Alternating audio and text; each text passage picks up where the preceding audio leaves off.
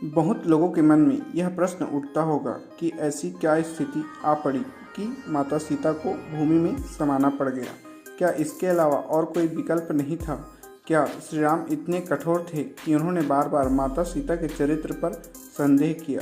आज हम लोग इस वीडियो के माध्यम से इन सभी प्रश्नों के उत्तर जानेंगे। इसलिए चैनल में नए हैं तो चैनल को सब्सक्राइब करके नोटिफिकेशन बेल को ऑल में सेट करें। इसके लिए सबसे पहले आपको राजधर्म क्या होता है, इसकी परिभाषा क्या है, इसके बारे में जानना आवश्यक है।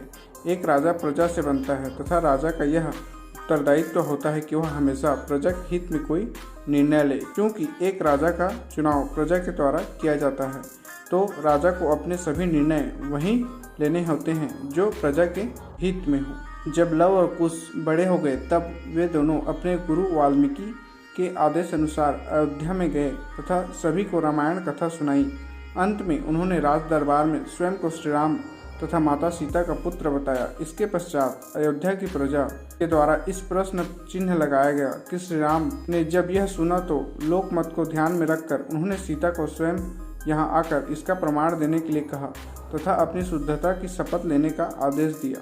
माता सीता ने जब यह सुना तो उनका मन कुंठित हो गया। इतने वर्ष से अयोध्या की प्रजा के मत को ध्यान में रखकर वे वन में रह रही थी तथा इसके पश्चात भी उसकी शुद्धता का प्रमाण मांगा जा रहा है। इसलिए इस अपवाद को हमेशा के लिए समाप्त कर देने का निश्चय किया, जिससे आगे कभी यह समस्या खड़ी न हो। जब माता सीता राज दरबार में पहुंची तो वहां सभी के सामने यह अपनी शुद्धता की शपथ लेने को कहा गया।